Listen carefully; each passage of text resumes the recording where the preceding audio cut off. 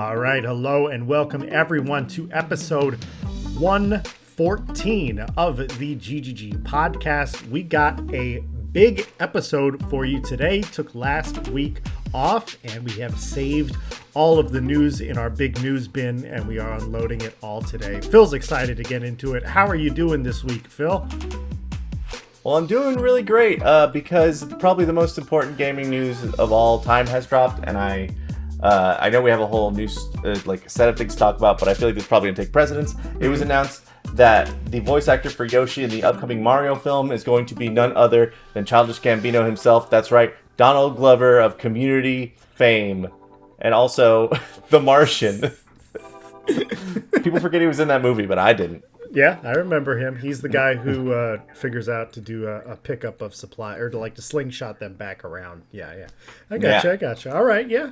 Well, the exciting news for Mario, very nice. Exciting news for Nintendo this week. They got a Pokemon game coming out. We got Marathon coming out this week. Monster Hunter Stories 3 is coming out this week. Ghost of Yotei Legends just came out this morning. And we're going to talk some Invincible, some Crimson Desert, Diablo 4. And then, unfortunately, for the main topic, we are going to be talking about dynamic pricing that we are seeing Amazon and Sony already implementing in some regions. So that's a little scary. But before we get into any of that, if you haven't already liked and subscribed to the GGG Podcast, you can follow us on YouTube. Do that there. And if you're listening to the audio-only version on Spotify or Apple Podcast, please give us a follow as well on there. We would appreciate it. All right, Phil, aside from being super excited about Donald Glover being Yoshi, have you been playing some video games this week? I know we played some Ghost of Yotei. What else have you been playing? Well, aside from the Ghost of Yotei we played earlier, I've been playing a good deal of Arc Raiders still, popping back on there, doing my weekly trials. I've played a lot of Pokopia, and I'll talk about that a little bit later once we get to it. And let me think, is there anything else? Hold on, let me look at my computer because that is where I have all the games that I play. I dipped back into Monster Hunter for a minute to kind of because they keep adding stuff, and I'm like, maybe it's time to go back. It's still pretty confusing if you haven't played for a while. It's like diving into Red Dead if you haven't played for a while. Yeah, you need a guide. You need a Monster Hunter guide to walk you through things, I feel like. I need a guide of the things that I've done, even in the game. But yeah, that's about it. How about you, Paul? I've been in quite the strategy mood this week. Been going back to some older games that I haven't played in a while. Stellaris, Total War, Warhammer 3. I've just wanted to conquer the world this week for whatever reason. It could be because I've been rewatching Game of Thrones. That could absolutely be the reason. Have to do with it? Yeah. And then I also did the expedition for No Man's Sky finally before it ended. I got all the rewards. Very happy about that. It was pretty fun, but I will say the expedition itself probably took 6 or 7 hours, and the majority of that is driving a truck, which I would say was okay for the first couple of hours, kind of fun, After the first couple of hours was a huge pain in the ass. So, I love No Man's Sky. I love the continued support, but this was definitely an expedition that they were like, we're not really going to put a lot of effort into this. We're just going to tell you to drive to different points. And unlike any other expedition before it, you don't have access to a starship. You can't go into space. You are on one planet the entire time, driving around. Yikes. So it was, and let me remind you, these are planet-sized planets. So it's a whole ass planet. Yeah. So, no roads. Oh, wow. Anyway, let's get into this week's releases. Pokemon Pokopia has released. It's been all over my social media feed. Phil, you've actually played this game. Can you give me a little rundown as someone who's kind of passively curious about this Pokemon release? Yeah. You ever play a Pokemon game? I think so, yeah. Do you ever play Animal Crossing? Yes. Excellent. That's it. But you're a That's ditto. the whole game. You're a ditto. No, yeah. Actually, okay. So this is maybe like light spoilers for the setting of Pokemon Pokopia. If this is if that will put you off, maybe skip ahead just a little bit. You play a ditto who takes the shape of a human, his old trainer or her old trainer or their old trainer, and in doing so, it starts to like rebuild the world around him. He finds an old Tangle Growth who's like this professor dude who's like, oh yeah, if you make the area nice, Pokemon will come. We don't know where all the humans went, and every time you go find a piece of like human, like a Pokemon Center, it's like all torn down, and you have to like, you're piecing together the mystery of where all the humans went. Okay. So it's kind of weirdly dark, but then all of a sudden Squirtle's like, hey, if you set up a little shrine for me, I'll do a rain dance. And if you make Slowpoke yawn, it'll rain. So it's also a really fun, silly game. It's got a lot of like Minecraft in it, specifically the water mechanics. Like you can break through a wall that has water, and it'll start like gushing in and have kind of like realistic but slow water physics to sort of set up different areas and hydrate things. So it's surprisingly deep and very cute and fun. Right on. Yeah, I've been seeing great reviews. I know a lot of people have been impressed with how large the game actually is. And this definitely, I don't know, the development probably started on this a while ago, but it definitely feels like this is the first response to Pal World. Even though it's probably more Animal Crossing than Pal World, and less, Pikachus with guns. It is, but for sure. Right on. Okay, let's move on to the next release, and that is Marathon. Officially came out last week, but we took last week off. Phil and I played a bit of this together, and then I played a little bit more of the beta before it officially closed down. I don't know. I can't really say that my impressions of Marathon changed when I went back and played it again, and ultimately I didn't buy it. I'm not saying that I'm never going to buy it, but I think I need a little bit of a push. You got a copy for free, Phil. Are you excited to get back in it? I feel like I have to get back in it, give it another shot, because I was lucky enough to receive a copy from a friend of mine who just happened to have a PC code that he's like, I'm not going to use this. So I want to give it another shot and like kind of get into the depths of the game. When it comes to like betas like that, unless I'm really, really invested and stoked for the game already, I tend to check out because I'm like, well, whatever I do here is not going to matter. So, but now that I have the actual game and progression like that, it seems like it would be a fun thing to kind of to sink into and see what's available. What the rest of the game is. So, I think we saw a lot of the game. Maybe there's more maps you can go to, I guess. Maybe there's like another level. I will say both as kind of like I guess an accusation, but also in the defense of Marathon. I think the truth might lie somewhere in the middle. And obviously with the internet, you have a lot of hyperbolic responses where it's like, this is the best competitive multiplayer shooter there is.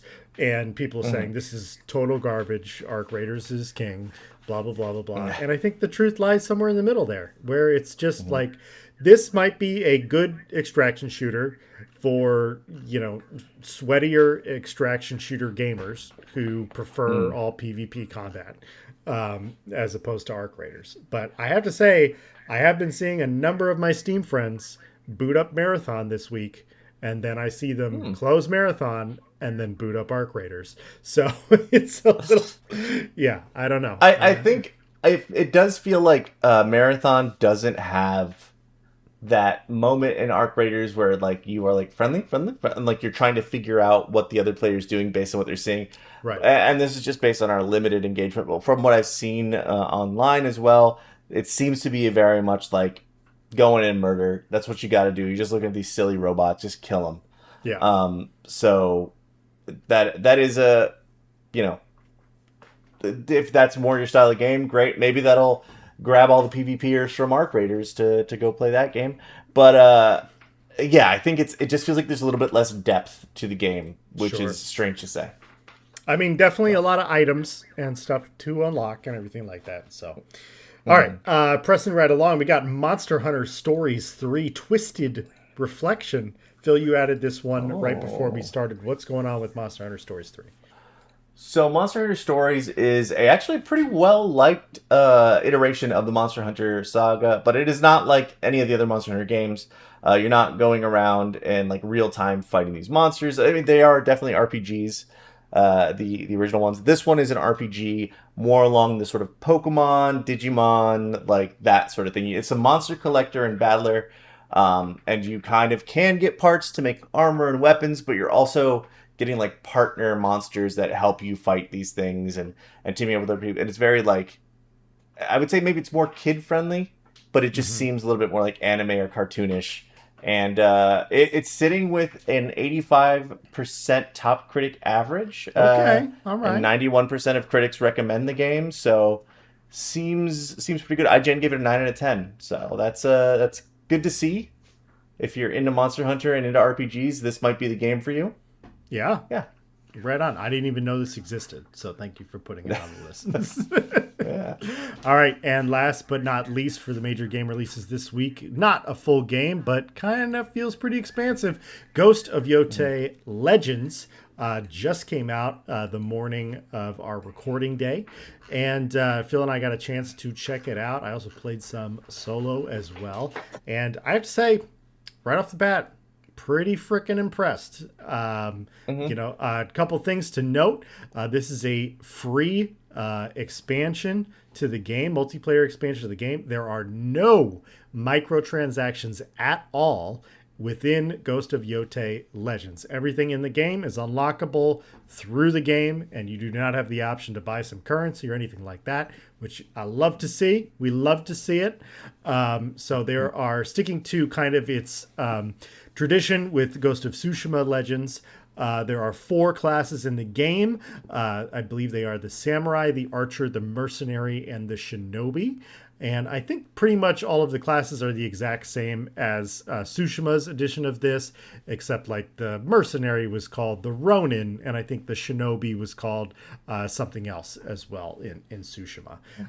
But it is releasing with 4 or 5, I want to say 5 different campaigns, and then there's 4 missions per campaign, so you can do all of those missions cooperatively.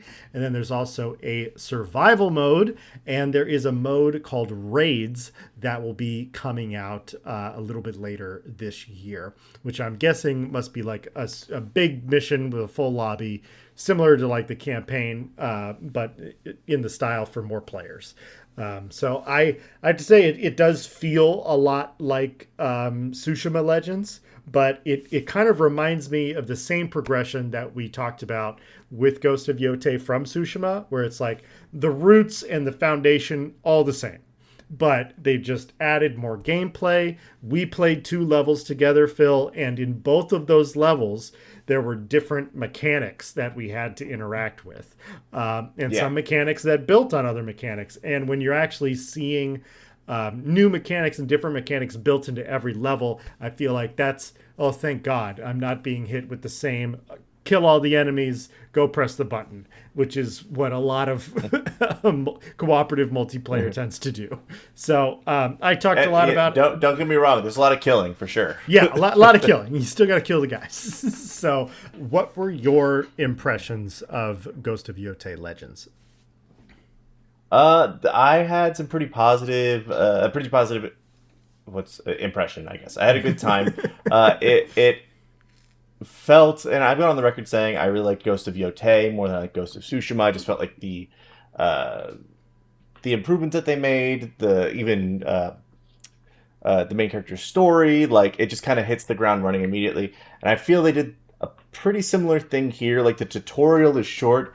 It kind of reminds you what the game is in case you haven't played for a little while. Like most of us finish the game in like a week or 2 or a month. Mm-hmm. And then the multiplayer missions are interesting. They're different than the original game, to where you kind of like have to implement some new mechanics. I had a great time with it. I think the biggest takeaway that I had was that the different classes in this game really do feel different by the nature of having different weapons. Because in the first one, you kind of all just had katana and like different of the auxiliary weapons. But this one, you all have katana and then one of the major weapons from the game tied to a class, and then like special abilities for each class, and a giant finisher, and it just looks really, really, really good. It just looks good, and it plays just like the original game. So, yeah, big fan. It looks really good. I mean, it's great to see because, like, obviously they're not going for exact realism in Ghost of Yotei, the campaign, but that they're going for kind of naturalism, I'd call it. And in this, it's like, okay, it's Legends, or let's throw in all the fantasy elements, let's throw in all the particle effects we want, and you can really see like the depth of beauty that Sucker Punch has worked on with this engine. So that's really good. I completely agree with you about the weapons feeling different, because in the old Legends, you just had stances. And those stances could be switched with any class. So it's like, oh, you could do water stance, or you could have moon stance, or blah, blah, blah, blah, blah. And so now it feeling that like, oh, if I'm the archer, I have a Yari, I have the spear. And that, like, I was playing as the archer, and I really didn't like playing as the archer in the first Ghost of Tsushima Legends, because it felt like once I was out of arrows, I was kind of defenseless. And now having like, oh, I have like a pretty good weapon as well to go along with this. So that felt really good. I also like that there's a lobby. There was no like real lobby, and by lobby I mean not more than a menu lobby, where like there's a little hub lobby area where you can I think all 4 players can do bamboo cuts. We played I forgot the name of it, but that game where you flick the coins. The coin flicking game. Yes, the coin flicking game. There's 2 tables, so all 4 players in the lobby can play if you really want to. There's a training ground there, and then it just allows all the players to futz through their things, and while having a couple of fun activities to do if you're waiting for one of your friends to be like, oh, which weapon do I want to bring on this next mission, kind of a thing. So my first impressions, I absolutely love it. I want to get back, want to get more into it, want to get back there. So yeah, just happy it came out, and happy I have some new multiplayer to play. So unique multiplayer. yeah, it's cool. It's cool that you can get up to like 4 friends together and go nuts with that thing. So I'm excited to play more of that. And it's also a nice thing because all of your friends who have Ghost of Yotei, you're just like, it's free, play with me. It's so much easier. Yeah, exactly. It's just a free update. You don't even have to go to the store and like add it to your DLC card or anything. It just updates in the game. So that's awesome. It's in the game now. Enjoy. Yep. All right, let us get into the news. First up, Invincible Versus has announced an open beta. It's going to be an open beta weekend starting April 9th to April 11th. So you get a few days there to try out Invincible Versus. And along with that, they've been announcing a lot of characters recently over the weeks. I haven't really felt the need to add this into the news because it seems kind of minor. But now that they've added so many characters, I'm just going to read them off. So if you're anticipating Invincible Versus, these are the announced characters so far. Invincible, Adam Eve, Bulletproof, Thula, Rexplode, Battle Beast, Omni-Man, Cecil, Monster Girl, Robot, Elemental, which is the created hero that's not actually from Invincible. Let's see. Anissa, Lucan, Powerplex, Duplicate, and finally today they announced Alan. Although the guy who is doing the Seth Rogen impression, not exactly spot on. So unfortunate with that one. I've been kind of lukewarm on Invincible Versus for a while. I'm a huge Invincible fan. Absolutely love it. But I think after seeing the Avatar: The Last Airbender fighting game and seeing them do it in the natural animated style that the show is in, I'm kind of like, God, that's kind of what I wish Invincible Versus looked like instead of this kind of chunky cartoon. Semi-realistic. Yeah. Not really realistic, just kind of cel-shaded weird art style, I guess. I don't know how else to do it. It looks like for some reason weirdly like 3D animation compared to the original animation of the show. And I think when fighting games, especially 2D fighting games, give me 2D, baby. Give me as like cool and close to anime as you can, Mm-hmm. but the weird sort of like 2.5D, especially with 3D models, just seems cheap. I don't It know. kind I of don't even know reminds what me the... of like a worse version of when they were taking like Dragon Ball Z fighting games, where it's like this is based on anime, but we're making them real. We're trying to pull the 3D-ness out of this 2D-ness, and but it looks worse. Like I don't know. Yeah. I don't know. So again, huge Invincible fan. I don't know if I'm going to be playing this, but I am excited that there is an open beta, so I can try it out before I commit to a purchase. What about you? Any interest in Invincible? Are you a big Invincible fan, Phil? I do love Invincible. I think it's whenever it's coming around, I kind of like put it out of my mind after a season ends because I'm like 2-3 years, can't really think about it until then. But as soon as it comes out, I consume all of it that is available, and when is it available or when it's available. Yeah. I just love the show. I love how kind of it has the Game of Thrones style. Your character could die, or a character could die anytime your favorite character can cease to be, and all of the like super heroics, and it doesn't feel like too snarky about it being like a superhero thing. It's authentic, but also realistic in terms of how the government would react, what people's things would be. So that is all cool. I don't know if an Invincible fighting game is exactly what I need. I would have liked maybe an Invincible. And granted, fighting is such an important part of the Invincible like story, but like an Invincible third-person action game / RPG, like something in the vein of Spider-Man, but with Invincible, which I know would be really, really hard to do. However, that's what I would like better. Fun side note: Invincible creator Robert Kirkman says that he wants a Magic the Gathering crossover, which I would be very into. Ooh, yeah, absolutely. That would be great. Let's do that. Universes Beyond. Yeah. Yeah, as far as like an Invincible like Spider-Man type, I mean, we've seen I don't know if you've seen all the Spider-Man mods where it's like so I think people are afraid of a Superman game. I think like the standards would be very high of like environment destructibility and stuff like that. So I think there's been a lot of studios that don't want to do that. And a fighting game is really a very, I don't want to say simplistic to minimize it, but it's a very classic gaming template of like, okay, we have this blank fighting game. If we just drop characters that are in this franchise, you know, it can become a game, and we'll put a backdrop from this franchise, you know, stuff like that. So I think it's probably an easier game to make, unfortunately. All right, let's press right along. Nintendo versus the United States government. Phil, we've talked about this quite a bit last year when the Nintendo Switch 2 was selling in the United States, and we were complaining about the price, and there had been many rumors and speculation about why the price is so high, and it turns out that tariffs did indeed, as we suspected, have a contributing factor on the Nintendo Switch 2. And so last month, the United States Supreme Court declared that President Trump's tariffs levied under the IEEPA were illegal. And so because of that determination that it was illegal, there has been numerous court filings, some that Nintendo have been getting on, that are demanding a full tariff refund, even though it was the consumers that paid the upcharge prices. So Nintendo wants a refund for their expenses, but they didn't pay the expense, the consumer paid it.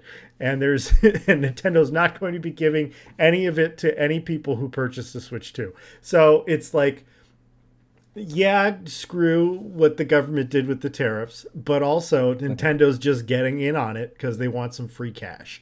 So I don't know. Here's my thing. I think Nintendo should have the money. We don't know what the hell to do with it in this country. We are wasting it. Let Nintendo do it. Maybe they'll give us a game where we can get healthcare or a reasonably priced education. But I would take that over. I know Nintendo's not going to make a game where you blow up schools. Wow. That's just not their style. Yeah, scrolling through the news this morning, haven't we? Scrolling scrolling through the news the past year, man. It's been rough. Yeah. No, I do think there's a lot of people like on this lawsuit that are pretty interesting. Yeah. I think like obviously some current villains, Kristi Noem, Jameson Greer, Howard Lutnick, which please take all of that man's money. But yeah, no, I think obviously this was going to cost more because of the tariffs. Because like, why would a business pay more to sell us a thing when they know that we could just pay more? Like, it's very, very silly. And I'm on Nintendo's side just because I kind of hate what the current government is doing and the reason that this whole lawsuit is happening. Yeah. So go get them. I am too. Boys. I'd like to see a little consumer love. But I overall, yes, I'm on Nintendo's side as well. And just to point out, Nintendo is joining other big companies in doing this, along with Costco, Staples, and Dole. So they are I'm shopping from now on. And the list continues to grow. Yay, I mean, hey, listen, just send Luigi in there, Nintendo. You gotta do what you... Yeah. Just put out the Yoshi, who's cast as Yoshi. Forget about it. Yeah. All right. Well, yeah. Talk about this next one, Phil, because I'm very excited to talk about this game. I think so. It's funny because I've been like reading up on Crimson Desert. This is they revealed their PC specs, their console specs, like what consoles will be able to play and what capacities. I was very, very excited about it. I've been like watching videos and all the previews that have come out lately, and I'm like, oh, this seems like a game that I thought was vaporware, but actually might kind of be the real deal. It seems like Breath of the Wild, but in a more realistic looking engine with probably better combat. And Paul was like, once we got on the call and we started talking about what we're doing, he's like, I'm on board. I'm ready for Crimson Desert. So we're going to talk about the PC specs for sure, but we are also probably going to gush about some of the things we've heard about Crimson Desert as we get more excited for its release Thursday of next week. But the PC specs got released. Yeah. They are pretty reasonable considering. I mean, for how good the graphics look in the game. You're like, I gotta have a 4080. I'm not gonna be able to run this, and it's gonna be running like crap on consoles. And no, it really doesn't seem like it will be, unless all of this information is lies. So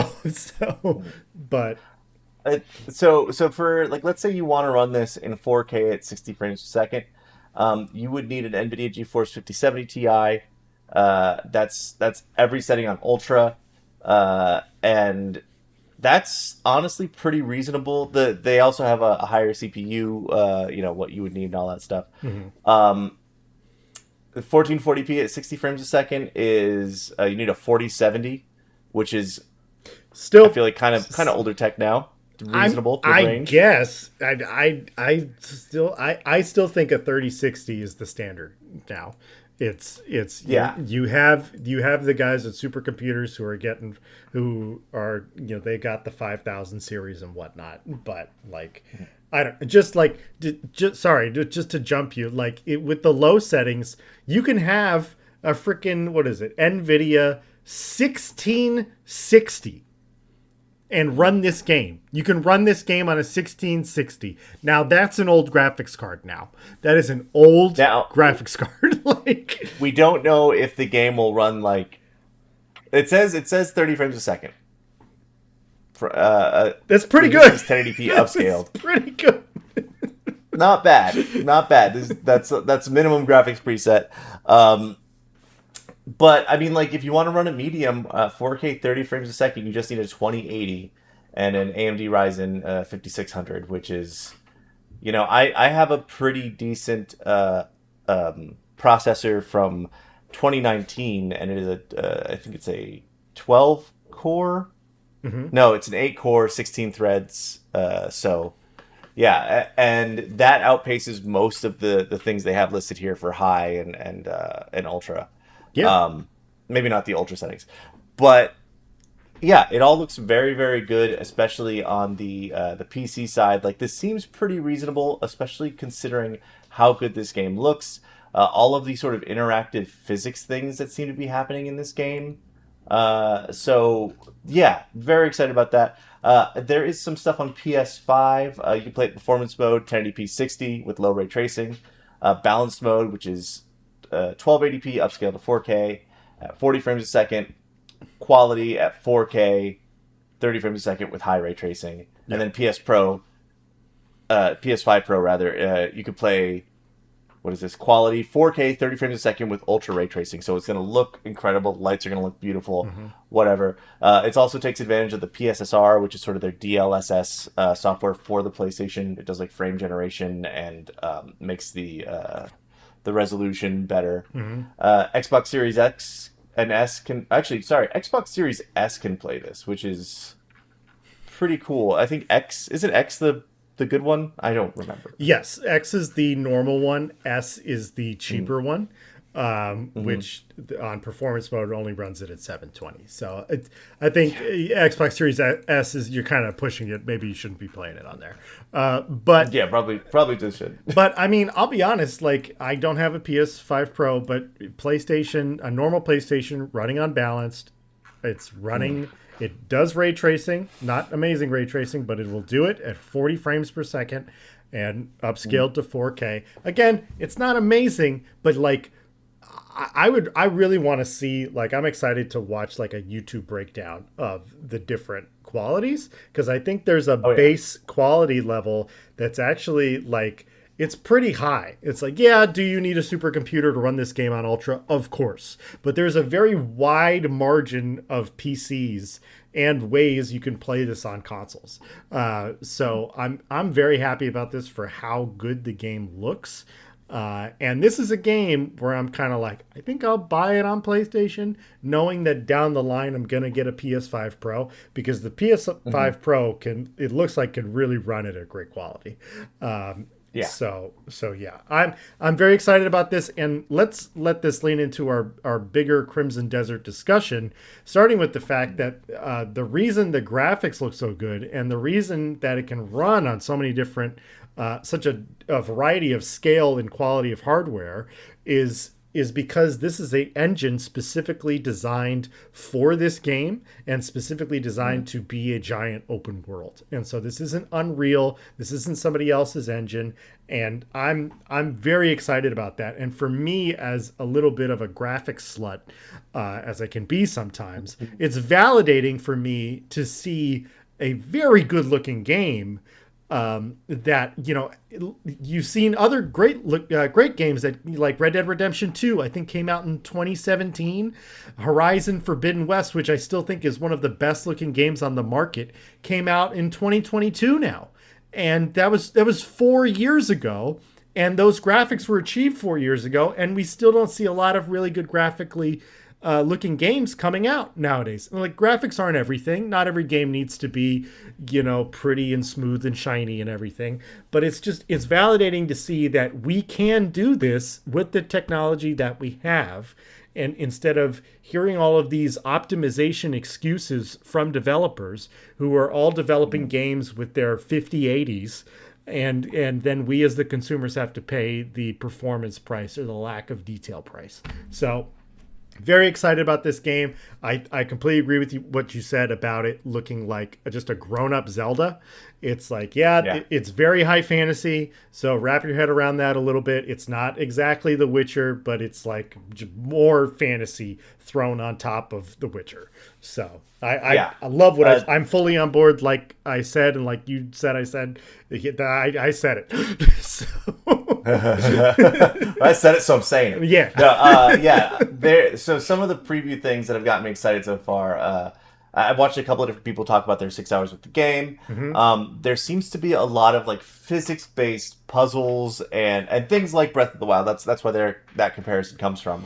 One of which is like, you know, there's a tower with all these vines on it, and you can either climb around them, which like it takes a long time, and you're sort of like very closely managing your stamina bar because it's got that stamina wheel like from Breath of the Wild, or you can set the vines on fire by like putting a bow, an arrow, like a an arrow and some fire nearby and shooting it in there. Or you can hold up your sword and like reflect the sunlight to start a fire, like you're microwaving ants with a magnifying glass. Yeah. That's so badass. And then apparently Apparently, there is another thing that the one guy said that he did. Was like, oh, I've got this grappling hook. What happens if I grapple a tree and like pull it towards me? And he was able to sort of slingshot himself up, which is also incredibly wild and weird and fun. And if that's how they're thinking about this game, like, you can cut down a tree to make a bridge, you can pull world objects to you with your sort of like grappling claw, your web slinging thing. I am so excited to discover what this game holds because of that. Because it seems like they're inviting play, and they made this whole engine just to be like, get in there and go wild. Figure it out. Yeah, and honestly, like, that is my preferred way to play puzzles in games, or puzzles in general, really. I like puzzles when there are multiple answers. And it's really like, if you can zoom out and really look at what you have available to you, then that makes it the fact that you can do something all these different ways. And I feel like when people talk about gameplay choice, the traditional choice of like a lot of single player games like this is like, well, you can go in sneaky or you can go in loud, and those are your freaking options. And with this game being like, oh, you can light it on fire, you could slingshot yourself from a tree, you could just climb it if you really just want to climb it, or you could reflect, like, all of these different options. I love that, because that is a different orientation of like thinking about how to engage with the game, instead of looking for this very specific answer in a lot of games with puzzles in them, which is usually like, did you find the right thing to interact with? Did you find the right button? Did you use detective mode? Exactly. So I'm very excited about that. I think I watched that preview that you're referencing. I think that was the GameSpot preview. And I loved everything about it. He did express some like difficulty with one of the early puzzles, I think. But that's going to happen. And I think that happened because he was expecting the puzzle to react in a very specific way, as opposed to, you can do a lot more things than you think you can. So yeah, it's very, very exciting. Any other, are you going to buy this? Are you going to pre-order this game, Phil? I'm not gonna, because I already have. I've fallen in to the thing that everyone says you're not supposed to do. Before the review is out, I was like, yeah, I'm getting it. Let's go. All right. But which edition did you get? the other, just the regular one. Okay. I kind of feel like the stuff that offered in the digital deluxe was like a set of armor and horse armor, and while that stuff is usually cool in a game and kind of does give you a bit of an advantage at the beginning, I kind of just want to experience it vanilla out of the gate. Yeah. Showing me what they got. But I will say the other thing about this game that gets me very excited is the combat looks phenomenal. It looks like the same level of like you can figure out stuff to chain together in the regular game applies to combat. You can like switch between magic, hand-to-hand, sword, your different weapons. It all seems like there is a pretty dense skill tree, if not for the character, at least for you to like advance your skills as a player and really have fun. I've heard it's not like hard as much as it is how cool can you make combat look, which is kind of my sweet spot. That's where I feel like Arkham and like Shadow of Mordor is, Right. And I do like this. They talked a little bit about how it's not necessarily like experience that you're gaining. It's more like you are finding abilities, and then you can use those abilities in different ways to interact with the game. And I really like that. That gives, I think for some gamers, it's like, well, I have to kill everything because I need the experience points. And it's like, if it's not about killing everything and it's not about the experience points, it's actually about getting a specific ability or going after a specific dungeon or doing a specific puzzle. I like that a lot more. And that really reminds me of a Zelda or The Witcher, something like that, which are obviously tremendously great games. All right, we need to move on. Unfortunately, because we have other news to talk about. Let's try to get through these stories quickly. I'm going to do my best. Okay, Diablo Season 4 has officially started today, and there are multiple things going on with Diablo, which is why I wanted to include this in the news. This is the Season of Slaughter. and it is there's several things that are being added. The big event that's going to be going on this season is that if you get a kill streak, which kill streaks are added now in the game, you can play as the Butcher for a limited amount of time, and your friends can also play as the Butcher if you get crazy kill streaks together. So that's very exciting. I also wanted to mention that there is a crossover event with Doom that is happening in Diablo, so you can play through a little Doom battle pass and actually get Doom weapons. You can get the shield, you can get the giant dragon mount that was from the Dark Ages, so that's really cool with like the laser wings and everything. And I think you can actually get the Doomslayer skin itself, and there's a different version for all the different classes in the game, which are really cool. But I do think you have to pay money to get that specific skin. There's no way to like straight out unlock it. Along with the new season and with this Doom event, you can actually try out the Paladin for free in the game without actually buying the newest DLC. So that's something that they're trying to get players in right now. So if you want to check out the Paladin without actually spending any more money, you can do that for 1 week, and that's going to be between March 11th and March 18th.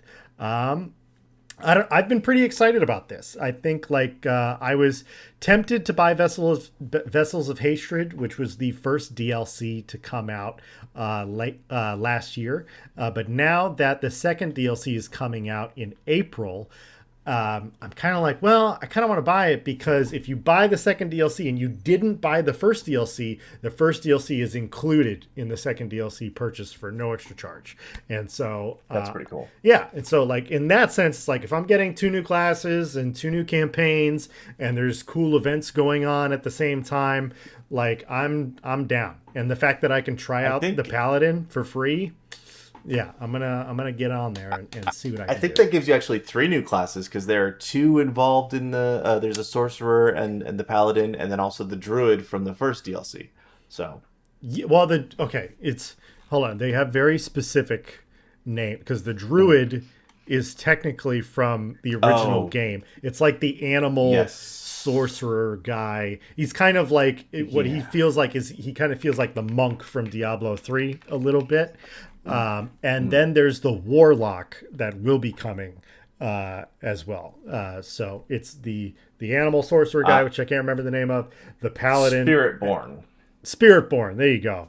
Thank you for looking that up. So a lot of new cool stuff going on in Diablo. We'll press right along. If you're a Diablo fan, I bet you're happy that they're actually pumping out some new content. So that's awesome. Last but not least on the news, Knights of the Old Republic is still in development. The remake that was announced 5 years ago now has been confirmed to still be in development by their developer Asper. They didn't really give any details whatsoever, and the only reason I'm bringing this up in the news is because last year, due to several layoffs and cuts, there were many rumors that the Knights of the Old Republic remake was canceled or put on hold or possibly sold to another company to work on. And apparently these are not the case unless the developer is directly lying to us. So Knights of the Old Republic remake still in development. I'd love to see it. I think it's one of the greatest games of all time. So I had to give it a little shout out in today's episode. Okay. I don't think do you have anything to say about that, Phil? Or should we just dive into the main topic? Let's just listen. I want Knights of the Republic, but now I want Fall of the Old Republic way more. But let's just dive into the main topic. All right, let's do it. So this is multiple stories. We are going to be talking about, for the main topic, dynamic pricing. The 2 big offenders that have been kind of isolated this week have been Amazon, where they have been they upcharged Pokemon Pokopia. So for the hard copy of Pokopia, it was supposed to be $70, and they saw it was selling very well, and so they raised the price to $80. And then after Twitter got a hold of this news, they saw the negative publicity that they were doing, and they reduced the price back to the original $70. So that's Amazon's offense, and Sony has kind of a bigger offense, but it's more complicated and more intricate than the Amazon one. Sony has been testing out dynamic pricing through the PlayStation Store in different regions. As far as everything I've read, this has not been the case in the United States yet, but it has been in a couple countries in Europe, where if you are a PlayStation customer on PSN and they have data on you that says he buys a lot of games or they buy a lot of games, they will not give you as steep discounts on sales that other players would get. And so if you don't buy a lot of PlayStation games on the PlayStation Store, you will get a steeper discount. And so maybe one person has to pay $20 and you pay $10 or something like that. This I can see the surface level of this being good, of like, well, you don't play a lot of games, maybe you don't make as much money, we'll give you a cheaper price. But that's not causation is not, or correlation is not necessarily causation in that way. It's like, I know you and we're not living large or anything like that.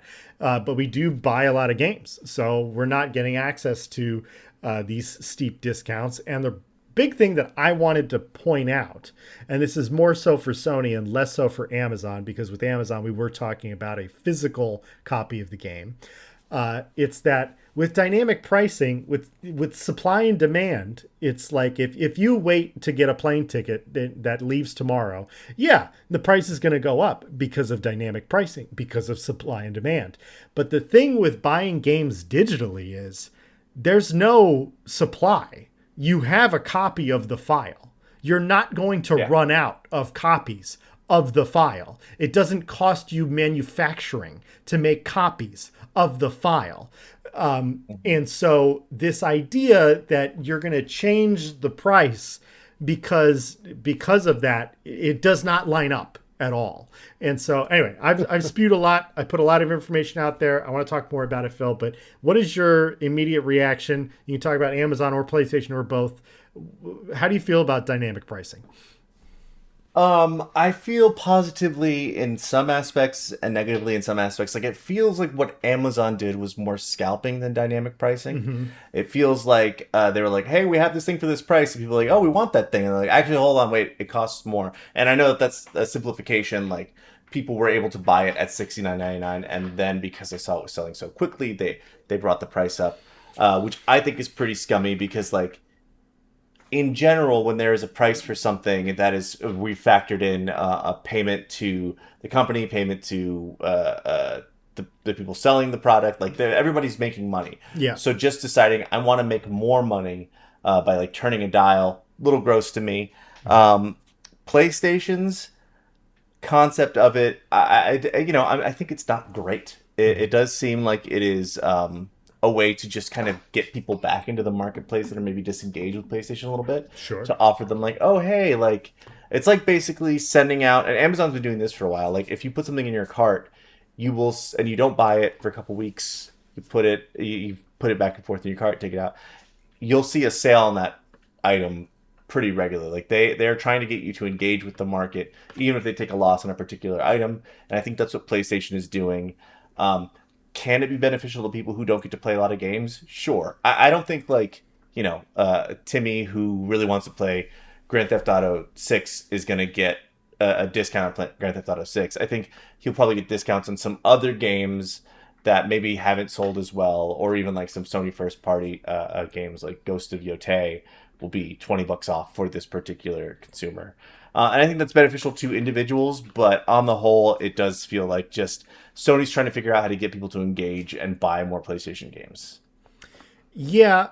I don't know. I again, like, I get, like, there's a surface level of this, of like, well, you could argue, people aren't buying a lot of games. And so what they're trying to figure out really is, where is the value in this person's head? What's the number that we can get to? So what we're doing is we're haggling. But my problem with this is that if you are a loyal Sony consumer, you're not being rewarded for being a loyal Sony consumer. I am subscribed to PlayStation Plus Extra right now. I don't necessarily buy a lot of things on PlayStation, but is it because I'm a PlayStation Plus Extra subscriber? Does that mean that, oh, he's willing to spend some money, so I'm not going to give him as steep of a discount because he's subscribed to PlayStation Plus? But the whole idea of being subscribed to PlayStation Plus is that I am paying for discounts and I'm paying for features. And so if they do this, I need a breakdown of exactly what it is that they're doing instead of what I believe what it is they're doing, which is having an accounting AI make arbitrary decisions based on inputs that have been programmed to it. And so that really concerns me. Like, if you're a PlayStation Premium member, do they even offer you the discount in the first place? How does that work? What constitutes a high buying customer? Is it that you're buying something once a month? Is it once a week? Are you spending microtransactions in Fortnite? Like, are we talking about in-game currency? I feel like this is just, it can snowball into them really dictating what things are worth. And I don't like that at all. And to me, it's like, if your product is this price, your product is this price. And I wouldn't usually, say this about Nintendo, but it's like they have been always very firm about that. It's like, if this Mario game is $70 or this Mario game is $80, like, if you don't want to play it, if you can't afford the $80, then you don't get to play it. That's just how it is. And that's what it's worth to them. So I get, like, if you don't buy a lot of games, this might be good news for you, but I need to know what those thresholds are. Because it just seems there's something about it that feels scummy to me. So yeah. I'm with you there. It does feel like, I think what I'm the thing that I see is that it could be possibly a good thing in the future, or it could be a good thing for individual people. Although I don't see any corporation kind of ever doing a good thing for people. So I see it very, most likely it is just a, hey, interact with this network again, or interact with this thing again, versus, we think this person probably can afford games. Let's give them a little bit of money for a game. So sure, either way, it's not good. And again, like you said, like PlayStation Plus, that is a big thing that you're paying extra to be a part of the membership. It's like a Costco membership kind of, and then you just don't get that because they decided that you don't get that.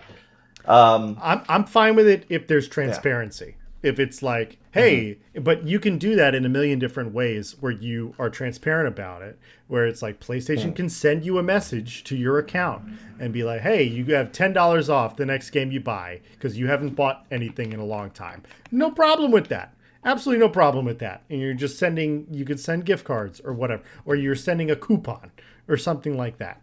But to hide the differences in the interface of the store, if I'm looking at a game and you're looking at a game and we both have different prices, why is that the case? I need to know why. So yeah, that's how I feel. That's true. I'm with you there. I mean, like, I think overall it's gonna be a bad thing. It's not this isn't something Sony's doing out of the best intentions. And similarly, you could say the same for Amazon. Obviously, they're doing it to just get more money where they can.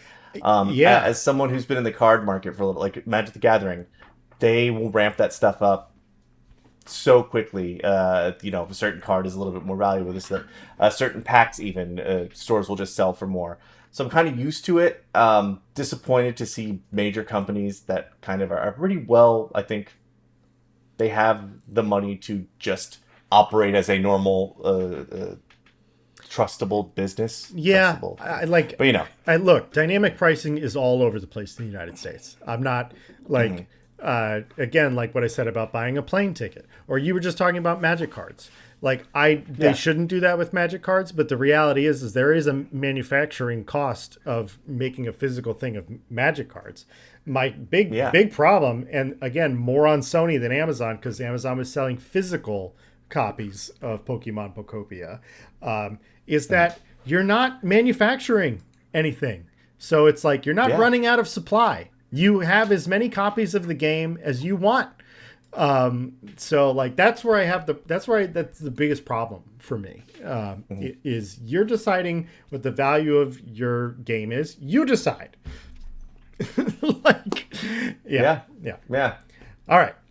Do you have any other thoughts on that, or shall we wrap up episode 114? Let's wrap up 114. But side addendum, happy note. What a great month for games. Yes. Already, I feel like we are so jam-packed and loaded with good things. We're excited for Crimson Desert. Pokopia is great. We got a nice free update to a game that we loved that we can now play with our friends. And I'm sure there's plenty more to come. We didn't really cover this last week, and I wanted to end on a positive note, but also High Guard is apparently going down pretty regularly. So, there is... 2 days. Yeah. We had there's positives and negatives, but I do think there's a lot to look forward to in the game world, and I think with new big things like Crimson Desert, and I've seen some stories about how Clair Obscur was developed recently that give me hope that it doesn't have to be a big company that makes a game that like consumes a lot of your time and is really worth playing. It can be these newer people on the market that are more willing to give you your bang for your buck and not include a bunch of microtransactions. So the future is bleak and dark, but also in some ways pretty bright because more people are getting their creative little hands on really cool tech to make us games. So yeah, hopefully, like we've been talking about this, the whole podcast since we started, really. But there has been this moving transition from these big companies. Like, we don't see a lot of EA anymore. We don't see a lot of Ubisoft anymore. And so if other companies can come in and make some things happen, I'm all for it. So, yeah. And we're also experiencing Microsoft stepping back because Sony's now doing whatever they want. They're running roughshod over a lot of us. Yep. Damn it. All right, everybody. That is going to do it for us for episode 114 of the GGG Podcast. If you enjoyed this episode, please give us a like and a subscribe over on our YouTube channel at Golden Glaze Gaming. And if you're listening to the audio-only version on Spotify or Apple Podcasts or anywhere where you listen to podcasts, follow us over there as well. We will see you next week, and we will probably... I don't know. We might wait a couple days just so we can talk about Crimson Desert.